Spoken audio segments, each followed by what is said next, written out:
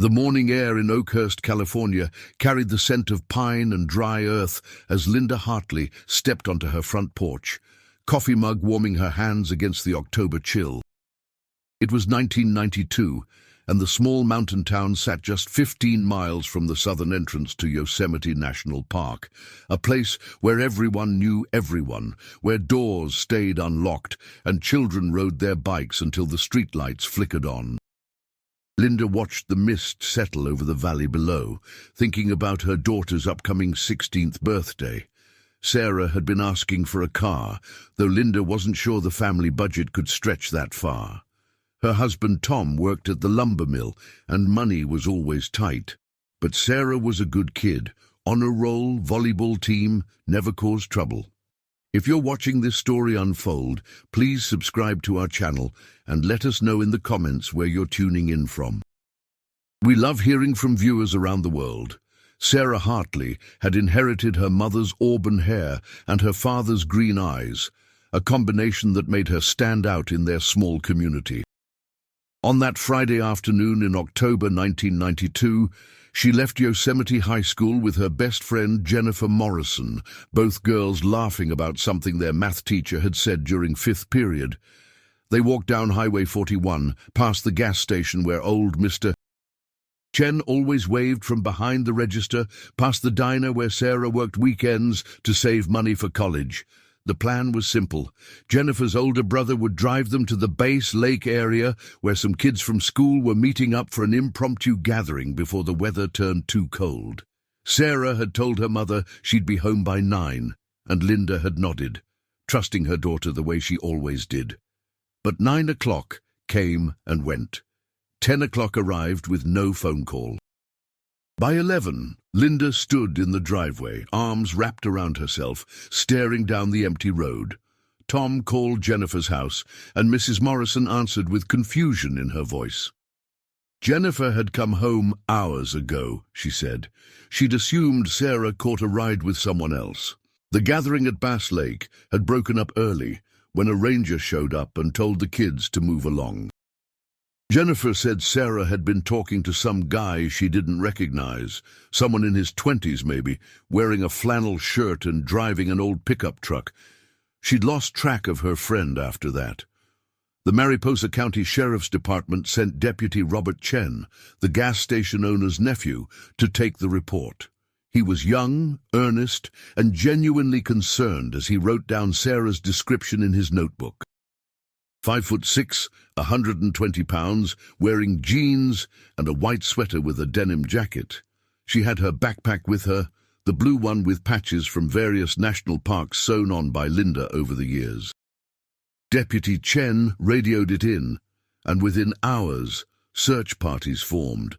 Neighbors who'd watched Sarah grow up grabbed flashlights and combed the roads between Oakhurst and Bass Lake, calling her name into the darkness. By morning, the story had spread beyond their small town. Yosemite's proximity meant the National Park Service got involved.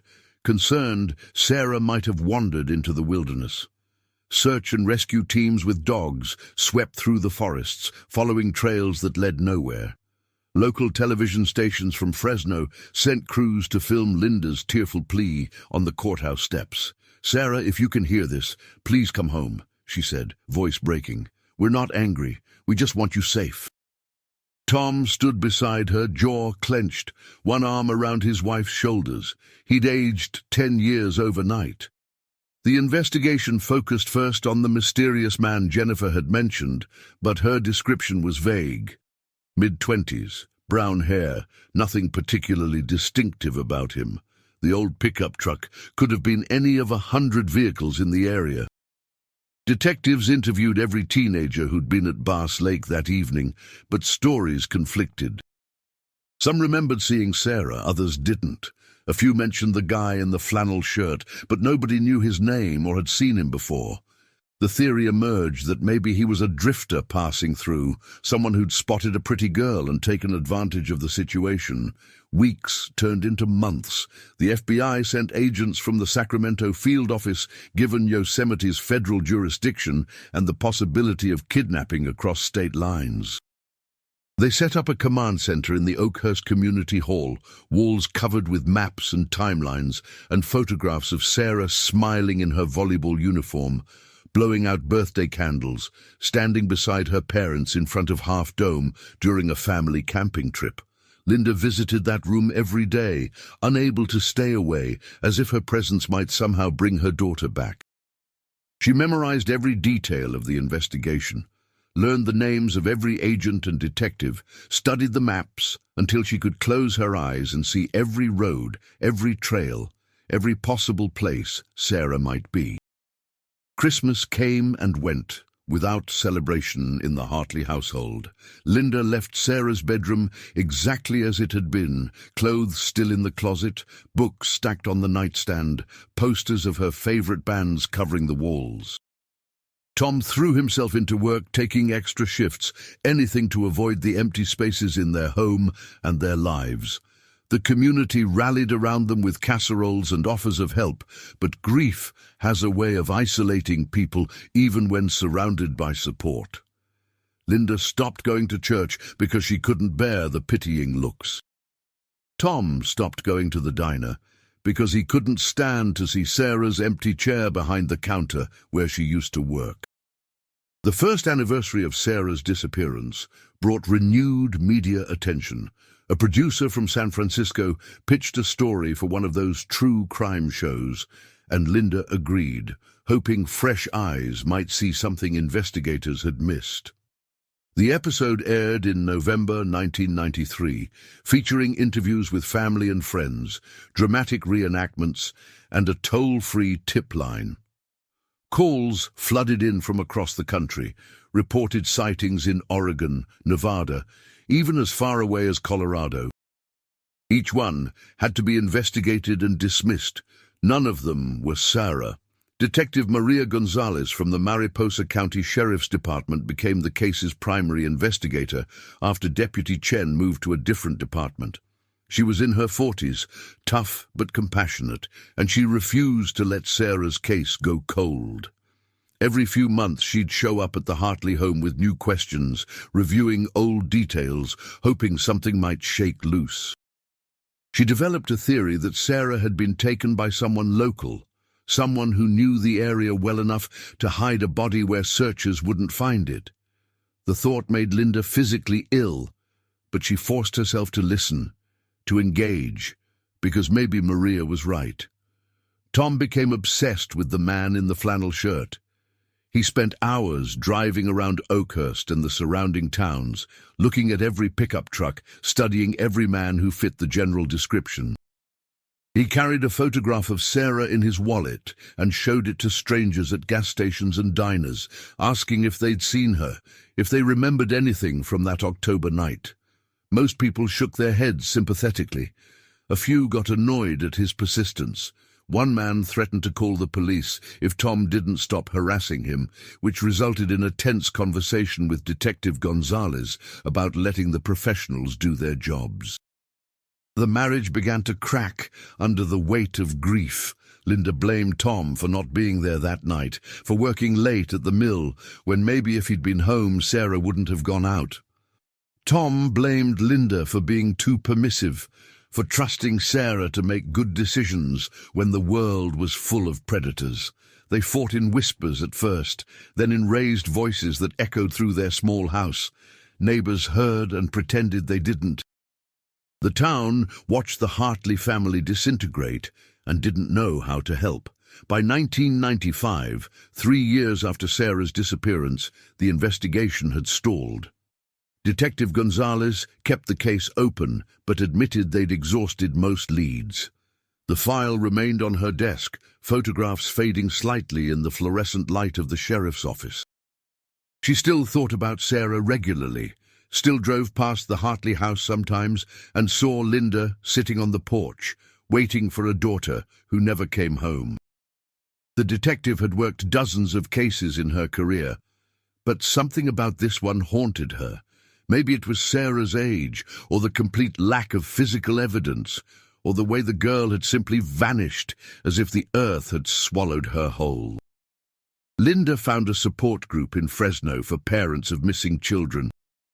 She drove the 40 miles every Tuesday evening, sitting in a circle with other mothers and fathers who understood the particular torture of not knowing.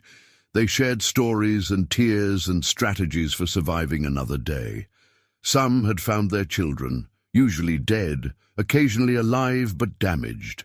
Most were still searching, still holding on to hope that became more painful with each passing year. Linda learned that grief without closure is a special kind of hell, an open wound that never scabs over because there's nothing to stop the bleeding. Tom started drinking. Not heavily at first, just a beer or two after work to take the edge off. But by 1996, 4 years into their nightmare, he was going through a six-pack most nights, sometimes more on weekends. He'd sit in Sarah's room, holding her volleyball from the shelf, turning it over in his hands, while tears ran down his face. Linda tried to talk to him about it, but he'd shut down, retreat behind walls of silence and alcohol. She suggested counseling, and he refused. She threatened to leave, and he told her to go ahead, that he'd already lost everything that mattered anyway. The town moved on the way towns do, not because people didn't care, but because life demands forward motion.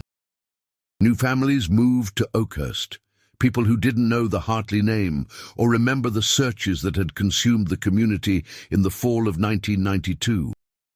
Sarah's missing person posters, once plastered on every storefront and telephone pole, faded and were taken down or covered by newer announcements. The high school dedicated that year's yearbook to her memory, and then subsequent classes graduated who'd never known her at all. Jennifer Morrison went to college in San Diego and tried to forgive herself for losing track of her best friend that night, though the guilt never quite left her. Detective Gonzalez retired in 1999 after 30 years with the Sheriff's Department. Her replacement, a younger detective named Paul Strand, inherited Sarah's case along with dozens of others. He reviewed the file with fresh eyes, but found nothing his predecessor had missed. The trail was 7 years cold by then, and statistically, Sarah Hartley was almost certainly dead. He called Linda to introduce himself and assure her the case remained open. But both of them knew the truth. Without new evidence or a confession, Sarah would remain one of California's many unsolved disappearances, a name on a list, a face on a website devoted to missing persons. The millennium came and went. Linda was 46 years old and looked 60, her face lined with grief and sleepless nights. Tom had lost his job at the lumber mill after showing up drunk one too many times. They were living on Linda's salary from the grocery store, where she'd started working as a cashier, barely making ends meet, their house falling into disrepair because neither of them could summon the energy to care about peeling paint or a leaking roof. They'd stopped celebrating holidays, stopped marking the passage of time beyond Sarah's birthday each October and the anniversary of her disappearance. Dates circled in red on the calendar like wounds that wouldn't heal. On a Tuesday morning in October 2002, exactly 10 years and 3 days after Sarah vanished, Linda was folding laundry in the living room when she heard a sound that made her heart stop. It was faint at first, barely audible over the television, but unmistakable, a phone ringing. Not their landline, which had a distinctive bell tone. This was different, electronic, a melody she half recognized. She stood frozen, laundry basket in her hands, trying to locate the source. The sound was coming from upstairs, from Sarah's room, where Linda still went sometimes to sit on the bed and breathe in the fading scent of her daughter's perfume. She climbed the stairs slowly, each step feeling like moving through water. The ringing continued, insistent, impossible. Sarah's room looked exactly as it had a decade ago. The same posters, the same books, the same volleyball on the shelf. Linda's eyes swept the space, searching, and then she saw it. On the nightstand, partially hidden beneath a stack of magazines, something glowed with a blue light. She approached cautiously, as if it might vanish if she moved too quickly. Her hands shook as she pulled the magazines aside and saw what couldn't possibly be there. A cell phone, charging cradle still plugged into the wall. The device lit up with an incoming call. The phone was old, by 2002 standards. One of those early Nokias that had been popular in the late 90s. Linda didn't remember Sarah having a cell phone. But then again, lots of kids had started getting them around that time. Maybe Tom had bought it for her, without mentioning it. Maybe Sarah had saved up her own money. The screen displayed a number Linda didn't recognize, area code 559, local to the Central California region. The ringing stopped as Linda stared at it, and a voicemail notification appeared. Her legs felt weak, and she sat down hard on Sarah's bed, the phone clutched in her trembling hands. She should call the police. She should call Detective Strand. She should call Tom at the house down the street where he'd been staying since their separation 6 months ago.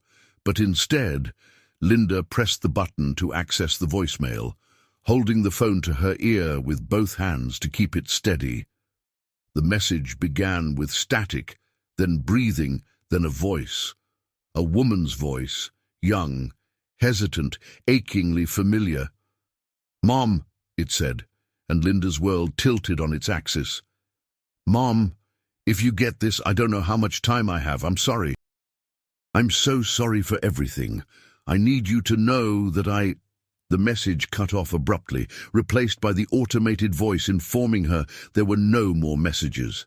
Linda played it again and again and again until she'd memorized every syllable, every breath, every background sound. It was Sarah. She would know her daughter's voice anywhere, even after 10 years, even filtered through a decade-old cell phone and a scratchy connection. Sarah was alive. Sarah had called. But from where? And why now? And how had this phone been here all along, plugged in and waiting in a room Linda visited almost daily without ever noticing it? Her hands fumbled with the buttons, navigating the phone's menu system that felt ancient compared to the flip phones everyone carried now. She found the call log, the incoming call from 20 minutes ago, and before that, nothing. The phone's memory showed no other calls, no messages, no contacts saved. It was as if the device had been sitting dormant for exactly 10 years and suddenly sprung to life with that single call. Linda tried calling the number back, but it went straight to a generic voicemail, the kind you get with prepaid phones that don't identify the owner. She called Detective Strand, her voice barely working as she tried to explain what had happened. He arrived within 40 minutes, bringing a crime scene technician and a look of carefully maintained skepticism. They documented everything, the phone's location, the charging cradle, the message, the number. The technician noted that the phone appeared to have been plugged in for a significant period. Dust settled on the cord where it met the wall outlet. Detective Strand listened to the voicemail multiple times, his expression unreadable. "Mrs. Hartley," he said finally, "I'm going to be honest with you. This could be a lot of things. A hoax, someone who knows your daughter's case, or—" He paused, seeing the hope blazing in her eyes. "Or it could be legitimate. We'll trace the number, analyze the voice, see what we can find." Tom arrived while the detective was still there, summoned by Linda's frantic call. He'd been sober for 3 months, attending AA meetings, trying to put his life back together, even as his marriage fell apart.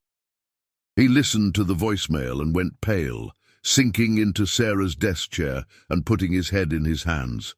"That's her," he said, voice muffled. "Jesus Christ, that's our little girl." The detective asked questions neither of them could answer.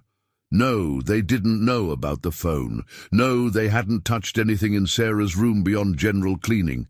No, they couldn't explain how it had been here all this time without them noticing. The case exploded back to life overnight. The media descended on Oakhurst again, satellite trucks parking on the quiet street where the Hartleys lived. Reporters shoving microphones in Linda's face as she tried to get to her car. The story was irresistible. Missing girl, 10 years later. Mysterious phone call from beyond. The FBI got involved again, bringing resources and expertise the local sheriff's department didn't have. They analyzed the voicemail, comparing it to old recordings of Sarah's voice from home videos and answering machine messages. The preliminary analysis came back positive. It was a match, or close enough that they couldn't rule it out. The phone company traced the number to a prepaid phone purchased at a Walmart in Modesto, California, about 90 miles west of Oakhurst. The phone had been activated 3 days before the call, used only once to dial Sarah's old cell phone, then apparently destroyed or disposed of because it never connected to the network again. Security footage from the Walmart was long gone, recorded over a dozen times in the intervening days. Detectives canvassed the area around the store, showing Sarah's age-progressed photograph, what she might look like at 25, but nobody remembered seeing her. Linda quit her job at the grocery store so she could dedicate herself full-time to finding Sarah. She maxed out credit cards to hire a private investigator, a former FBI agent named Marcus Webb, who specialized in missing persons cases. Webb was expensive but thorough, and he approached the case with the assumption that Sarah was alive and trying to make contact. He theorized that she was being held somewhere, possibly by the man who'd taken her that night in 1992, and that she'd managed to get access to a phone briefly. The message's abrupt ending suggested she'd been interrupted or discovered. Webb's theory was that she knew about the old cell phone in her room, knew it would still be there, because her parents were the type to keep everything exactly as it was. But that raised another question that haunted Linda through sleepless nights. If Sarah knew the phone was there, why hadn't she called it years ago? Why wait 10 years? Webb had theories about that too. Maybe she'd only recently learned where she was being held, or only recently gained enough freedom to make the attempt. Maybe her captor had moved locations, and she was closer to Modesto now than she'd been before. Or maybe, and this was the possibility that made Linda's stomach turn, maybe Sarah had been held somewhere without access to newspapers or television, without any way to know that her parents were still looking for her, still lived in the same house, still kept her room exactly as she left it. Tom moved back home, and he and Linda clung to each other the way drowning people cling to debris. The phone call had given them something they hadn't had in a decade: hope. It was fragile and painful and absolutely essential. They functioned as a team again, coordinating with detectives and the private investigator, reviewing old case files with fresh eyes, following up on every lead, no matter how slim. The town rallied around them once more, organizing search parties, even though nobody knew where to search, plastering new posters with Sarah's age-progressed photo on every available surface. Jennifer Morrison, now a 26-year-old marketing executive living in Los Angeles, saw the news coverage and immediately took time off work to drive back to Oakhurst. She sat with Linda in the living room, where they'd spent so many afternoons when the girls were younger, crying together, apologizing again for losing track of Sarah that night. Linda held her hand and told her what she'd been saying for 10 years. It wasn't Jennifer's fault. None of this was Jennifer's fault. But Jennifer couldn't shake the feeling that if she'd just paid more attention, if she'd just stayed with her best friend instead of talking to some boy she couldn't even remember now, maybe everything would be different. The forensic analysis of the voicemail continued over the following weeks. Audio experts enhanced the recording, isolating background sounds. There was wind, suggesting Sarah had been outside or near an open window when she made the call. There was a distant mechanical sound, possibly a generator or farm equipment, and there was something else, something that made Detective Strand sit up straight when he heard it.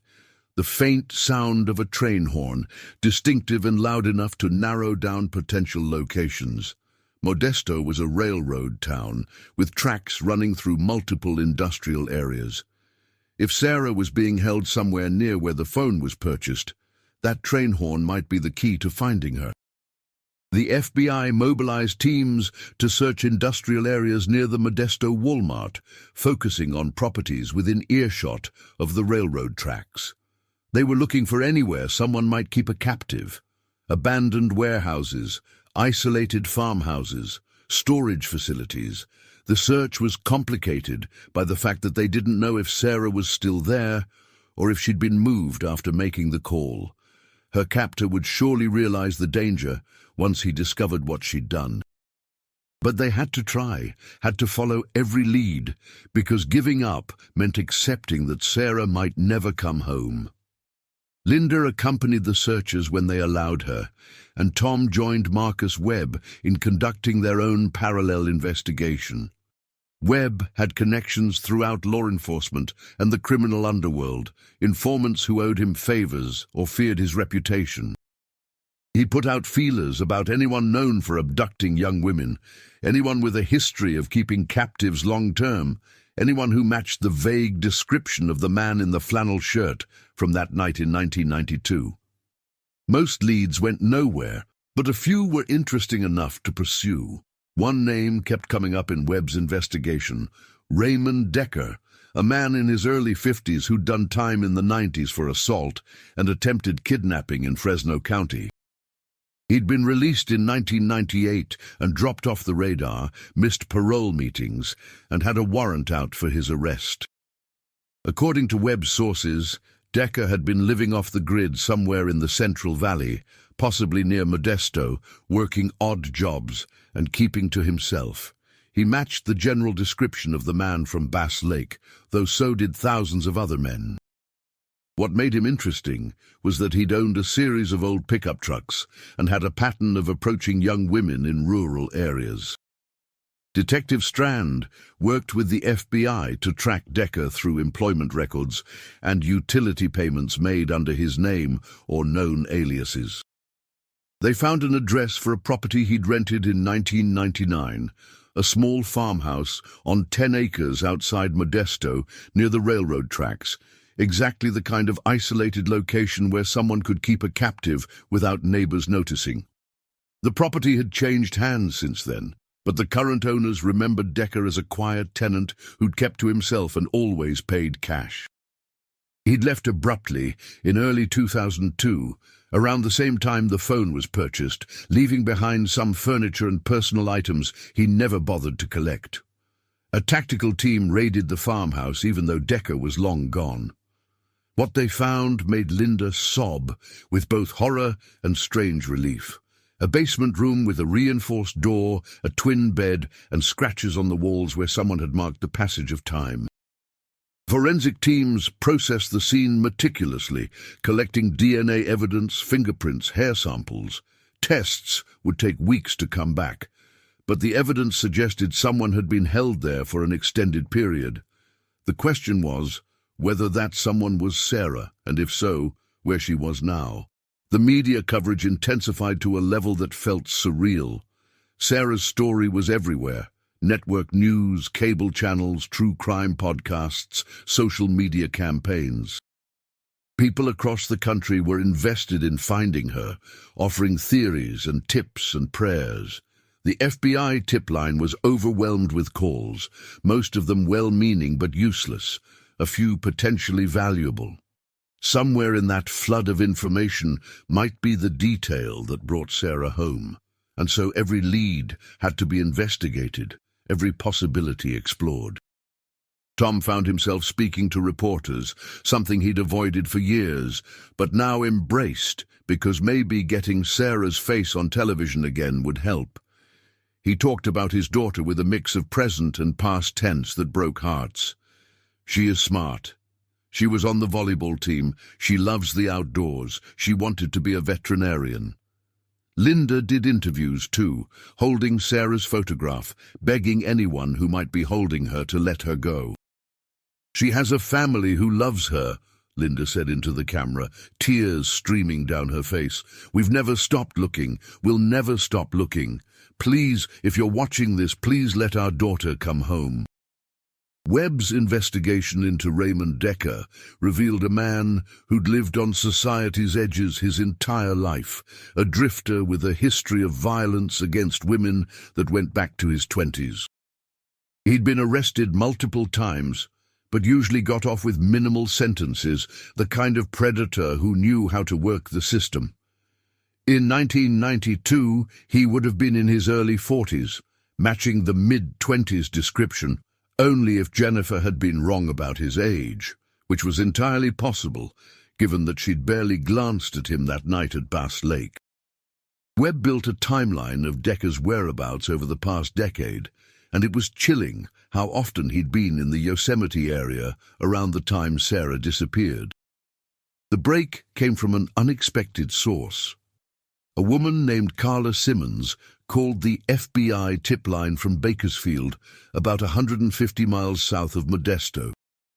She'd been following the coverage and recognized Raymond Decker's photo from a property she managed. He was renting a mobile home on the outskirts of town under the name Ray Davis, paying cash monthly, always on time, never causing problems. She hadn't thought anything of it until she saw his photo on the news. The FBI descended on the location within hours, coordinating with local police for a high-risk warrant service. Linda and Tom waited at the FBI field office in Sacramento while the operation unfolded, holding hands so tightly their fingers went numb. Hours passed with no word, and then Detective Strand came into the room with an expression Linda couldn't read. "We have him," he said quietly. "Decker's in custody. But Mrs. Hartley, Mr. Hartley, you need to prepare yourselves." The silence that followed was suffocating. There was someone else at the property, a young woman. We don't know if it's Sarah yet, but she's alive and she's on her way to the hospital. The drive to Bakersfield was the longest 2 hours of Linda's life. She sat in the back of a police cruiser, Tom beside her, both of them afraid to hope too much, afraid to let themselves believe until they saw with their own eyes. The hospital was swarming with police and FBI agents when they arrived, security tight to keep the media away. A victim advocate met them in the lobby and gently explained that the woman rescued from Decker's property was in poor physical condition, malnourished, dehydrated, traumatized, but stable. She hadn't been able to speak much yet, hadn't confirmed her identity, but the physical description matched Sarah Hartley. They were led to a private room where the woman lay in a hospital bed, IV lines in her arms, monitors beeping steadily. She was thin, painfully thin, with long auburn hair that needed washing and green eyes that widened when Linda and Tom entered the room. For a moment nobody moved, nobody breathed. The woman's lips trembled, and she whispered one word. "Mum?" Linda crossed the room in 3 strides, gathering her daughter into her arms as sobs racked her body. Tom joined them, the 3 of them clinging to each other and crying, 10 years of grief and hope and unbearable longing pouring out in that sterile hospital room. Sarah, it was Sarah, their Sarah, alive and home, talked in fragments over the following days. The memories were painful and incomplete, trauma making some periods fuzzy while others stood out with terrible clarity. She remembered Bass Lake, remembered talking to a man who seemed nice, who offered her a ride back to Oakhurst when she couldn't find Jennifer. She remembered getting into his truck, and then nothing until she woke up in a basement with a headache and zip ties around her wrists. The man, Decker, though she didn't know his name for years, had told her that her parents didn't want her anymore, that they'd moved away and left no forwarding address, that she belonged to him now. He'd kept her isolated, moving her between properties every few years, always to rural areas where screaming wouldn't bring help. He'd been careful, methodical, the kind of predator who'd learned from past mistakes. But he'd also been paranoid, convinced that eventually someone would figure it out, and that paranoia had manifested in strange ways. He'd let her have books and a television eventually, though he controlled what she could watch, terrified that she'd see something about herself on the news. He'd been careful to avoid coverage of her case for years, but as time passed and the media attention faded, he'd grown complacent. The phone call had been possible because Decker had gotten sloppy. In October 2002, he'd left her alone for an entire day while he drove to Fresno for supplies, and Sarah had found a prepaid phone in his truck when she was cleaning it, something he'd made her do to keep her compliant, give her a sense of purpose. She'd hidden it in her clothes, waited until he left again, and driven his truck, something she'd learned by watching him over the years, to the Walmart in Modesto. She'd purchased another prepaid phone, knowing she had maybe an hour before he'd realized she was gone. She'd tried calling her old cell phone, the one she'd gotten just weeks before her disappearance, hoping against hope that it might still exist, that someone might answer. The message had been cut short because she'd heard his truck returning earlier than expected. She'd barely made it back to the farmhouse before he arrived, hiding the new phone and praying he wouldn't notice the truck had been moved. He'd been suspicious, more careful after that, and she'd never gotten another chance. But she'd done it. She'd reached out, managed to send a signal into the void, and somehow, impossibly, her parents had heard her. Raymond Decker was charged with kidnapping, false imprisonment, assault, and a dozen other counts that would ensure he died in prison. His trial would be a media circus, but that was a problem for later. Right now, Sarah was home, safe in a hospital room with her parents taking shifts, so she was never alone. The psychological trauma would take years to heal, maybe a lifetime. Sarah was 25 years old, but in many ways still the 15-year-old girl who'd gotten into that truck, 10 years of her life stolen by a monster. But she was alive, and she was home, and that was more than Linda had allowed herself to hope for in a very long time. The reunion with Jennifer Morrison was tearful and complicated. Sarah remembered her friend, but struggled with feelings of abandonment, irrational but real, the sense that everyone had forgotten about her and moved on. Jennifer apologized repeatedly for losing track of her that night, for not paying attention, for not protecting her. Sarah held her hand and told her the same thing Linda had said years ago. It wasn't her fault. None of this was anyone's fault except the man who'd taken her. The town of Oakhurst welcomed Sarah home with a mixture of joy and overwhelming sympathy. Yellow ribbons appeared on trees and lampposts, and people left flowers and cards on the Hartleys' porch. But Sarah found the attention suffocating, the questions unbearable, the way people looked at her, like she was broken, like she was a miracle, like she was something other than just herself. She stayed inside mostly, working with therapists and slowly, painfully, trying to reclaim some sense of normalcy. Tom went back to AA meetings and stayed sober, determined to be the father Sarah needed now that she was home. Linda took a leave of absence from work to focus on Sarah's recovery, accompanying her to medical appointments and therapy sessions, learning how to help someone heal from trauma she couldn't fully understand. Their marriage, which had nearly shattered under the weight of Sarah's absence, found new purpose in her presence. They were a family again, scarred and changed, but together. Marcus Webb closed his case file on Sarah Hartley with a sense of satisfaction rare in his line of work. He'd helped bring a missing girl home, something that happened far too infrequently. He didn't charge the Hartleys for his final invoice, writing it off as a personal victory that was worth more than money. Detective Strand kept the phone, both phones actually, Sarah's old one and the prepaid she'd used to call it, as evidence for Decker's trial, but he made copies of the voicemail for the family. Sometimes Linda would listen to it late at night, her daughter's voice from the darkness, and marvel at the courage it must have taken to make that call, to take that chance when hope seemed impossible. The story of Sarah Hartley's return spread across the country, giving hope to other families still searching for missing loved ones. Linda became an advocate, speaking at conferences and working with organizations dedicated to finding the lost.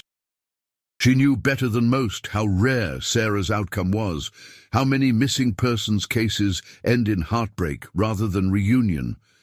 But she also knew that every case deserved the same effort, the same dedication, the same refusal to give up that had ultimately brought her daughter home.